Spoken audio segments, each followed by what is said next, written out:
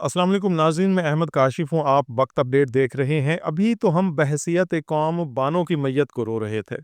अभी तो हमारे सर इस शर्मिंदगी में डूबे हुए थे कि बलूचिस्तान की सरज़मीन पर किस तरह दिन दिहाड़े सरेआम गोलियां जिस्मों में तराजू करके उनकी जिंदगियां छीन ली गईं। लेकिन अच्छा चलें, वो तो बलूचिस्तान ठहरा ना, कि चले पसमानदा लोग हैं वहाँ पर इल्म नहीं है, शऊर की कमी है, दीनी मालूमात बड़ी कम है। लेकिन रावलपिंडी जैसे इलाके से क्या कहें कि अगर वहाँ पर भी जिरगे के हुक्म पर किसी बच्ची को गला दबाकर कत्ल कर दिया जाए और उसके बाद उसको कब्र में भी क्या दफन करें, ज़मीन में गड्ढा खोदकर दफन करने के बाद कब्र का निशान तक कब्रिस्तान से ख़त्म कर दिया जाए। इस किस्म के वाक़यात जब रिपोर्ट होते हैं तो ऐसे लगता है कि गोया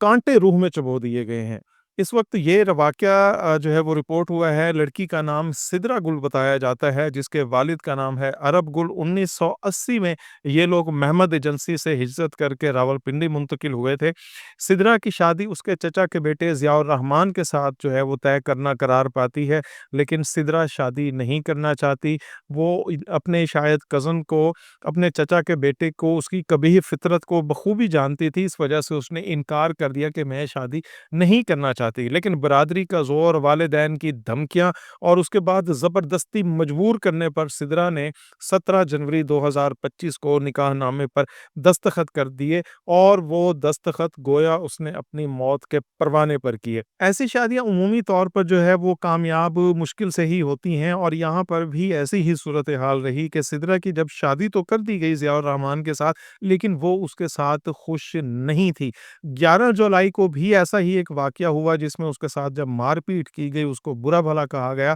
तो सिदरा घर छोड़कर मुज़फ़्फ़राबाद कश्मीर की जानिब चली गई। यहाँ पर उसके घरवालों ने जब उसको ढूँढना शुरू किया तो मालूम हुआ कि सिदरा के मुबैयना तौर पर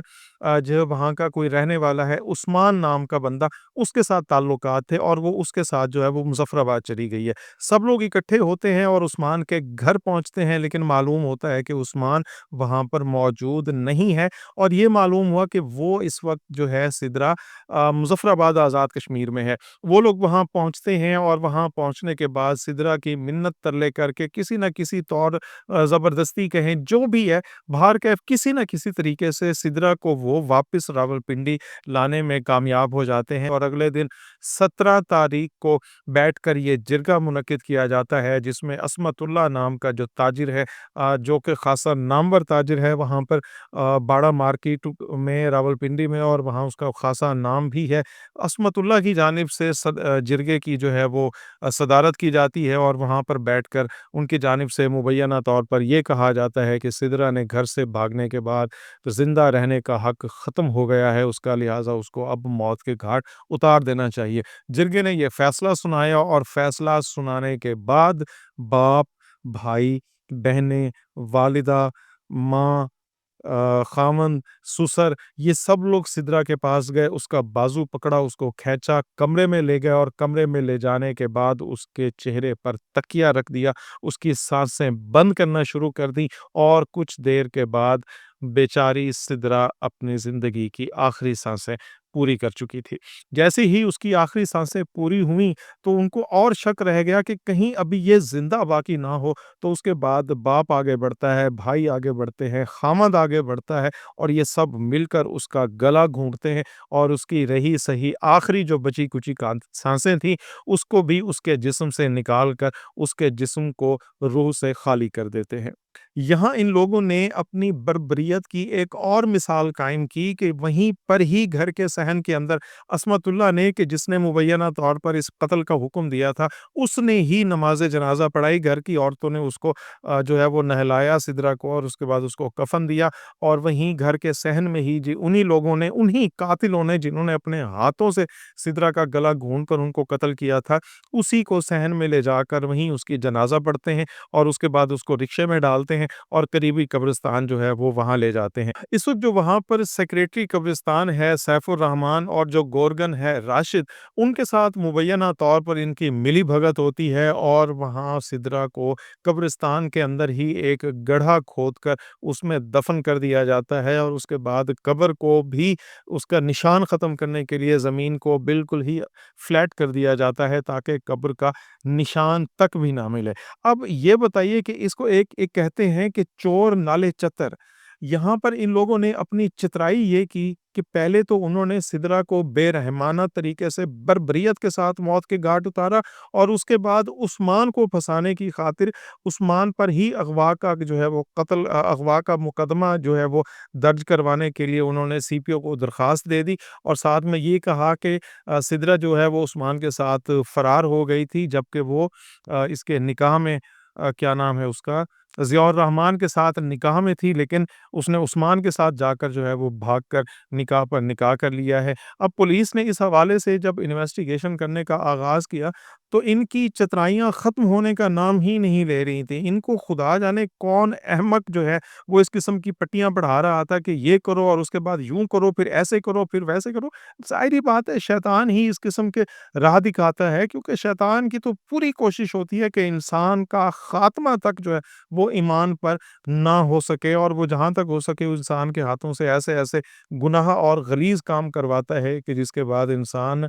तौबा तक की तौफ़ीक जो है वो उसको नहीं मिलती। ख़ैर, अब इस वक़्त सिदरा को कत्ल कर देने के बाद उस्मान को फँसाने की ख़ातिर उसके ऊपर ये मुकदमा दर्ज करवाने के लिए सीपीओ को दरख़्वास्त दे दी जाती है। एक तरफ वो सीपीओ को दरख़्वास्त देते हैं, दूसरी जानिब अदालत में जो है वो 22 ए का मुकदमा जो है वो रिट जो है वो भी दायर कर दी जाती है कि जी पुलिस हमारा मुकदमा दर्ज नहीं कर रही। अब एडियां फुर्तियां यार तोड़ियां, इन्नियां फुर्तियां। अभी एक बानो का वाकया जो है उससे पुलिस जो है वो इस वक्त इतनी कॉन्शियस हुई हुई है, जब इस किस्म की रिपोर्टें मिलना पुलिस को शुरू हुई कि यार ये तो कुछ बहुत ज़्यादा ही तेजियां दिखा रहे हैं, तो पुलिस की जानिब से इन्वेस्टिगेशन का जब आगाज़ हुआ तो मालूम हुआ कि किसी न किसी तरीके से एक क्लू उनको मिलता है कि सिदरा को घर में ही इन सब लोगों ने मिलकर जो है वो कत्ल किया है और कत्ल करने के बाद उसकी लाश को रिक्शे में ले जाकर 2 घंटे तक कब्रिस्तान में जो है वो उसको रिक्शे को जो रोके रखा है और वहाँ पर मैयत वहीं रिक्शे में ही पड़ी रही। गड्ढा खोदा गया, गड्ढा खोदने के बाद फिर सिदरा को उस गड्ढे में फेंक कर गड्ढे को ज़मीन को जो है वो बराबर कर दिया गया। इसमें जो सेक्रेटरी है इसका कब्रिस्तान का, सैफुर रहमान, वो भी इन्वॉल्व था और जो गोरगन था, राशिद जो है वो भी इसमें इन्वॉल्व है। जो रिक्शा ड्राइवर है ख़याल मोहम्मद, उसने और गोरगन ने तो अब इस वक़्त जो पुलिस तफ्तीश हुई है उसमें एतराफ़ जुर्म कर लिया है। पुलिस ने अब तक कार्रवाई करते हुए सिदरा के ससुराल और उसके घर वालों को जो है वो तहवील में ले लिया है। अब इस वक़्त अदालत के जो हुक्म है उसके हुक्मनामे के मुताबिक 28 जुलाई पीर के रोज़ जो है वो सिदरा की कब्र कुशाई की जाएगी और इस वक़्त जो है वो ये कब्र कुशाई के अहकामात जो हैं वो अदालत की तरफ से जारी कर दिए गए हैं। मेडिकल बोर्ड जो है होली फैमिली हॉस्पिटल का वो भी बना दिया गया है। म्युनिसिपल कॉर्पोरेशन का अमला जो है वो 28 तारीख को कब्र कुशाई करेगा और उसके जो जिस्म के अज़ा के जो नमूने हैं उनको फोरेंसिक लैब जो है वो भिजवा दिया जाएगा ताकि कॉज़ ऑफ डेथ का जो है वो इसको लगाया जा सके। अब इस वक़्त गोरगन और जो रिक्शा ड्राइवर हैं उनकी जानिब से तो एतराफ़ जुर्म जो है वो कर लिया गया है और पुलिस ने इस वक़्त तक जो है 3 मुल्ज़मान उनको जो है वो गिरफ्तार भी कर लिया गया है। 32 जो मुल्ज़मान हैं उनको नामज़द किया गया है, जिसमें उनके तमाम तर सिदरा के रिश्तेदार जो हैं और उस जिरगे के जो मेंबर्स थे वो सब शामिल हैं। अदालत में पुलिस की जानिब से जो रिपोर्ट पेश की गई है उसके मुताबिक 4 महीने कबल सिदरा की और ज़ियाउर रहमान की बाकायदा तौर पर ज़ुबानी तलाक हो चुकी थी और सिदरा ने उस्मान नाम के लड़के के साथ जो है वो शादी कर ली थी और जिसका रंज जो है वो इसकी फैमिली को था और जैसे ही उनको मौका मिला वो यहाँ से फ़रार होकर अपनी नई ज़िंदगी का आगाज़ करने के लिए मुज़फ़्फ़राबाद पहुँचे, तो पीछे से ये लोग भी मुज़फ़्फ़राबाद पहुँच गए और मिन्नत तरले करके किसी न किसी तरीके से बाहर कैफ़ वो उसको यहाँ ले आए और यहाँ लाने के बाद जो है वो जिरगे के हुक्म पर उसको कत्ल कर दिया गया है। उस्मान जो है लड़का जिसने मुबैना तौर पर ये कहा जाता है कि दूसरी शादी जो है वो सिदरा के साथ की थी, उसको भी पुलिस ने अपनी तहवील में ले रखा है, उससे भी इन्वेस्टिगेशन जो है वो की जा रही है। इस केस के हवाले से वज़ीर आला मरियम नवाज़ ने भी जो है वो रिपोर्ट तलब कर ली है और आईजी को भी रिपोर्ट जो है वो इस वक्त अरसाल की जा चुकी है। अब इस वक्त सूरत हाल तो ये है यहाँ तक की, लेकिन दुख की बात ये है कि इस किस्म के वाक़यात इस कदर तेज़ी के साथ हमारे मुल्क में जो है वो फैलते चले जा रहे हैं, किसी कैंसर की तरह ये लोग जिरगे और इस किस्म का ये जो احمقانہ اور اندھے فیصلے ہیں، ان کی وجہ سے بیٹیوں کو زندہ درگور کر دیا جانا، یہ پھر سے دور جاہلیت کی یادیں جو ہے وہ تازہ کر رہا ہے۔ اللہ تعالیٰ بیٹیاں پالنے کی توفیق عطا فرمائے، اور اگر بیٹیاں اللہ تعالیٰ دیتا ہے تو دعا کیجیے گا کہ اللہ تعالیٰ بیٹیوں کو پالنے کا